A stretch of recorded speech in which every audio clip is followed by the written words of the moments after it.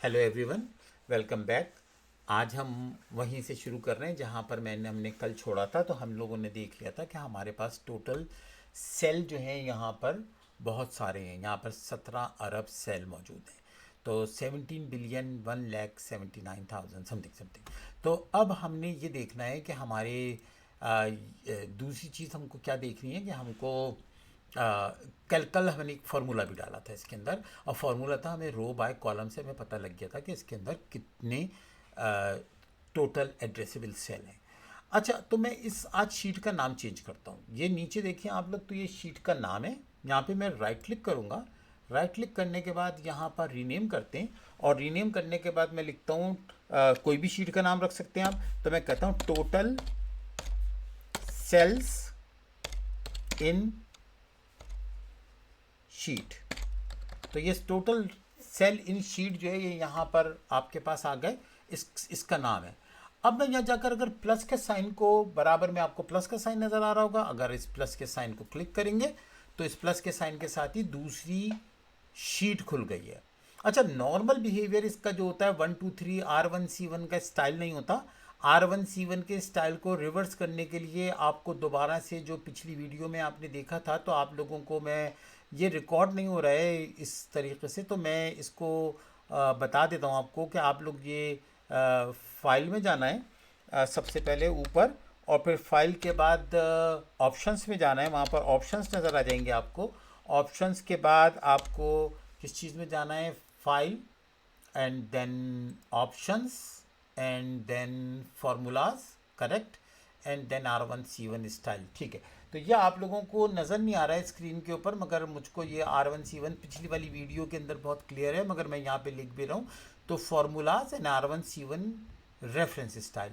तो यहाँ पर हम लिख देते हैं formulas and then R1 C1 reference style, something like this. So आपने वहाँ से जाकर यही चीज़ों को, इन तीन चीज़ों को आपने सेलेक्ट करना है और वहाँ पे जाके उसे अनचेक करना है। तो मैं वहाँ जाकर अब अनचेक कर रहा हूँ। वहाँ पे वो इस वक्त R1 C1 स्टाइल इनेबल हुआ हुआ है। तो R1 C1 स्टाइल ये देखें आप, यहाँ पे मैंने RICI लिख दिया, R1 C1 स्टाइल। तो मैंने जाके इसे अपडेट कर दिया। ओके, आप लोग वहाँ से कंफ्यूज ना हो जाएं। मैं यहाँ जाकर इसे एडिट कर देता हूँ सी, ताकि आर भी कैपिटल दिखे, जैसे आप लोगों को पहले नज़र आ रहा होगा। वहाँ पे जाकर R1 C1 रेफरेंस स्टाइलिंग। तो मैं यहाँ गया, यहाँ जाकर मैंने ऑप्शंस में जाता हूँ। ऑप्शंस में जाकर फार्मूलाज में गया, जो आपको यहाँ स्क्रीन पे नहीं नज़र आ रहा है, जो कि इसका कोई ग्लिच विलिच है, मुझे नहीं मालूम है अभी इस बात में।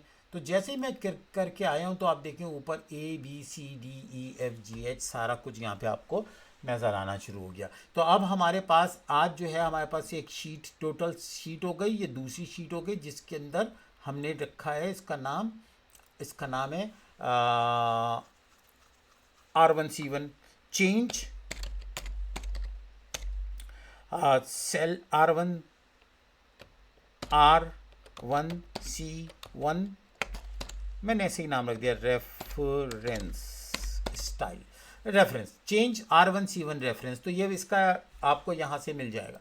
तो अब इसके अंदर, शीट के अंदर जब कोई डेटा नहीं होता ना, तो फिर इसका मतलब है कि ये आपकी ज़्यादा स्पेस भी ऑक्यूपाई नहीं कर रहा होता। तो इसमें सिंपल से 4 5 ये थोड़ा सा करेक्टर्स हैं, तो ये कोई ख़ास स्पेस नहीं ले रहा। तो गो कि ये शीट अलग है, मगर इस शीट के अंदर भी ज़्यादा कुछ हमने लिखा हुआ है नहीं, और इस शीट में भी हमने ले लिखा हुआ, तो आप टेक्स्ट देखें तो बहुत ही कम है। अब मैं एक और प्लस का साइन दबाकर एक और शीट खोल लेता हूँ। ये वाली जो आपकी बुक है, इसका नाम है मॉड्यूल 1 पार्ट 1। तो मैं इसको पार्ट 1 को ही सेव करूँगा, इसी नाम से आपको गूगल ड्राइव के ऊपर नज़र आ रही है। वहीं से आप इस शीट को उठा लीजिएगा और अपनी दोबारा से इसको देखकर और सेम टू सेम चीज़ों को रिपीट करके देखिएगा 1 बाय 1। इस वीडियो को पॉज कर करके देख लें, बहुत आसान सा काम है। तो अब हम थोड़ा सा काम करते हैं। तो हम देखते हैं कि इसके अंदर हमारे जो ये एक्सेल है, तो इसके अंदर सबसे ऊपर आपको फाइल का मेन्यू नज़र आता है, और फाइल के मेन्यू से आप इधर चले गए। फाइल के मेन्यू के बाद होम का मेन्यू है, फिर है इंसर्ट, और ये सारे मेन्यूज़ हैं। आप इन सारे मेन्यूज़ को देखेंगे, हम टाइम टू टाइम इन सारे मेन्यूज़ को देखेंगे, मगर आप अपने ज़्यादातर टाइम जो है होम के मेन्यू के अंदर ही रहेंगे। तो होम के मेन्यू के नीचे आप देखें तो रिबन कहते हैं इसको, ये जो जो आपको ग्रुपिंग में नज़र आ रहे हैं ये सारे रिबन बोलते हैं इसको। इस रिबन के अंदर आपको एक ग्रुप नज़र आ रहा है, इस ग्रुप का नाम है क्लिपबोर्ड का ग्रुप। इसके अंदर क्लिपबोर्ड से रिलेटेड सारी चीज़ें एक जगह उन्होंने रख दी हैं, जैसे कट कॉपी पेस्ट वगैरह, फॉर्मेट पेंटर। दूसरा ग्रुप देखें तो ये फ़ॉन्ट है। फ़ॉन्ट का मतलब है कि इसमें आप फ़ॉन्ट को चेंज करें, बड़ा छोटा करना है, ये उसका कलर चेंज करना है, बोल्ड फेस, इटैलिक और अंडरलाइन करना है। तो इसको हम प्रैक्टिकल भी करके देख लेंगे। ये अलाइनमेंट है, ये भी टेक्स्ट की अलाइनमेंट को, टेक्स्ट से related alignment, left right middle something. और ये मर्ज और रैप टेक्स्ट, बहुत काम की चीज़ें, इन सब चीज़ों को हमने देखना है। नंबर है, यहाँ पर नंबर की फॉर्मेटिंग हो रही है। अगर आपका डेटा के अंदर इस किसी भी सेल के अंदर डेटा है तो आप वो न्यूमेरिक टाइप का है तो उसको कॉमा लगाना है, उसको परसेंटेज बनाना है, उसको डॉलर साइन के साथ लगाना है, तो क्या करना है। ये तीसरी चीज़ है स्टाइलिंग। ये आपके सेल की स्टाइल को चेंज करता है, कलर को चेंज करता है, और कुछ टेबल वेबल बनाता है। ये सेल है जिसमें आप सेल को डायरेक्टली यहाँ से इंसर्ट, डिलीट और फॉर्मेट कर सकते हैं सेल्स को। ये यहाँ पर एडिटिंग का ग्रुप है रिबन के अंदर, होम के टाइप के अंदर, और इसके अंदर ऑटो साउंड फिल, बहुत काम की चीज़ें हैं, बहुत ही बढ़िया चीज़ें हैं। एड इन, और ये एड इन्स हैं जिनको हम ऐड इन करना चाहें। एनालाइज डेटा है, क्रिएट पीडीएफ है, चैट जीपीटी का यहाँ पर मैंने इसको इंसर्ट किया हुआ है, घोस्ट राइटर। ये आपको शायद नज़र ना आए अपने एक्सेल के अंदर, मगर इससे कोई फ़र्क नहीं पड़ता, ये एक्सेल का पार्ट नहीं है। ये तो आप इंसर्ट करना चाहेंगे तो ये भी मैं आपको बाद में इंसर्ट करा दूंगा। तो यहाँ तक हम पहुँच चुके हैं और समझ चुके हैं कि ये हमारी जो एक्सेल की जो शीट है इसके अंदर ये मामलात होते हैं। तो अब देखें तो यहाँ पर अगर मैं सबसे पहले आज मैं स्टाइल के अंदर ये कराता हूँ कि हमारा जो सेल ए है, सेल ए के अंदर मैं कोई डेटा लिख कर दिखाता हूँ। तो मैं लिखता हूँ क्विक ब्राउन फॉक्स, तो मैं लिखता हूँ quick brown fox jumps over the lazy dog. तो इसका मतलब ये होता है कि jumps over the lazy dog, ये जो पूरा एक फ्रेज़ है, इस सेंटेंस के अंदर ए से लेके जेड तक हर चीज़ आ जाती है। तो आपने गौर किया कि इसके अंदर अभी आपने देखा था तो ये वाली शक्ल थी इसके अंदर।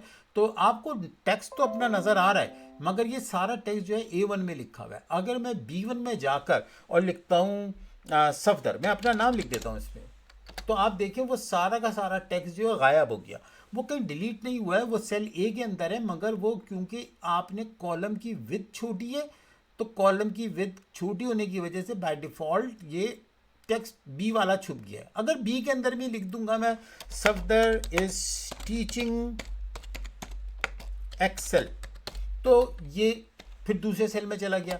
यहाँ पर जाकर मैं लिख दूंगा यूट्यूब, तो अगर मैं YouTube लिखता हूँ तो आप देखें वो टेक्स्ट भी छुप गया। तो ये टेक्स्ट इसके पीछे छुप जाते हैं तो रहेंगे सेल के अंदर, वो टेक्स्ट सेल में से बाहर नहीं निकलेगा। अब इस सेल को हमें आप इस सेल को विड्थ को चेंज कर दें ताकि ये इतनी हो जाए कि जितना इसमें टेक्स्ट है।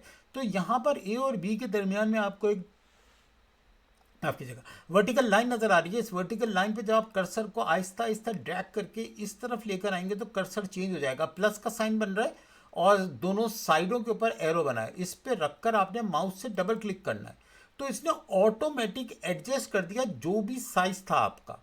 ये तो एक तरीका था। दूसरा तरीका मैं पकड़ता हूँ बी और इधर आकर कॉलम में वही कर्सर चेंज हुआ है और अब मैं इसको मैनुअली ले जाऊंगा। तो मैनुअली करने से ये नुकसान है कि आपको पता नहीं है कि कितना क्या विड्थ करनी है, मगर अगर आप डबल क्लिक करेंगे तो एक्सेल ऑटोमेटिकली टेक्स्ट को देखेगा और टेक्स्ट के हिसाब से विड्थ को सेट कर देगा। अब अगर मैं इसके अंदर एक और डेटा लिखूं, जैसे ये इसको कॉपी नहीं करता मैं, यहाँ वो कन्फ्यूजन हो जाएगा, नई चीज़ शुरू हो जाएगी। तो यहीं पे मैं लिखता हूँ एक और चीज़, hello I am testing the column WIDTH width column with.